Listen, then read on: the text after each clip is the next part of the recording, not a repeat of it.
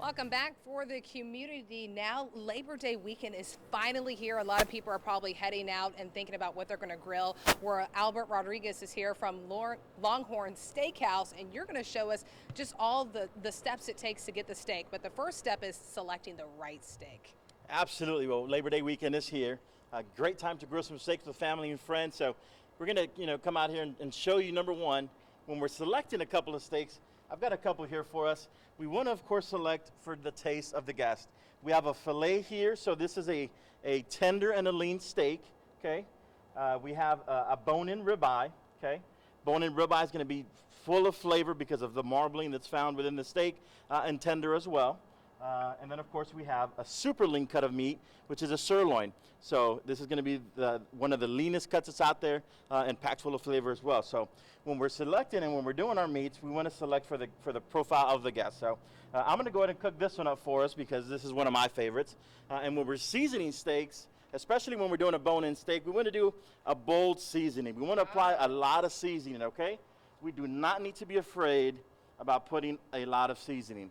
And then, of course, a hot grill. So when we get up to our grill, we can use some canola oil. It's got a high flash point. So when we season our grill so that we can get it nice and hot, and then, of course, throw our steak on there, okay?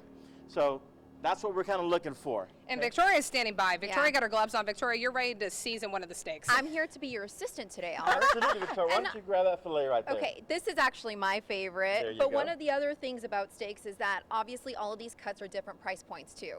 They are. So, of course, this is the filet and that bone and ribeye are going to be in the higher end of the price points. But again, you're getting a better quality steak. So there you go. Victoria's not Flip being it shy with over. the seasoning. She's already listening to your steps and tips. When my husband seasons his steaks, he seasons them with a lot of stuff. Absolutely. So he takes your advice.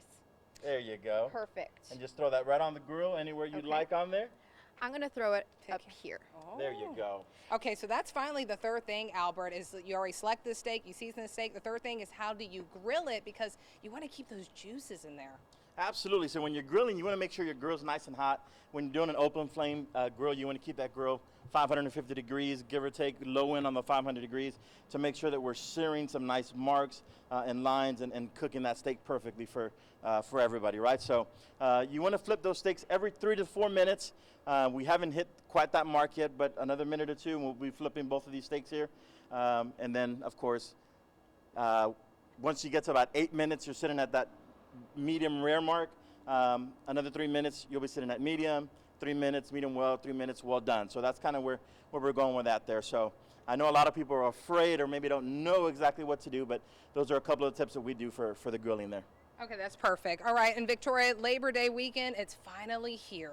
It is, and let's get you a quick look at the weather if you're going to be outdoors doing some grilling of your own. The extended forecast, where the weekend is always in view, looks to be hot just like this, at least for your Friday and Saturday. Sunday and Monday, you could see a couple of isolated showers or a couple storms, so you will want to keep the umbrellas handy. And as we go ahead and take a look at the rest of the week, it looks like we're going to have the sun back in the forecast by Wednesday. Perfect. All right, last look at the grill, guys. Hopefully everyone has a great Labor Day. That's our time for now. Have a great weekend and be safe.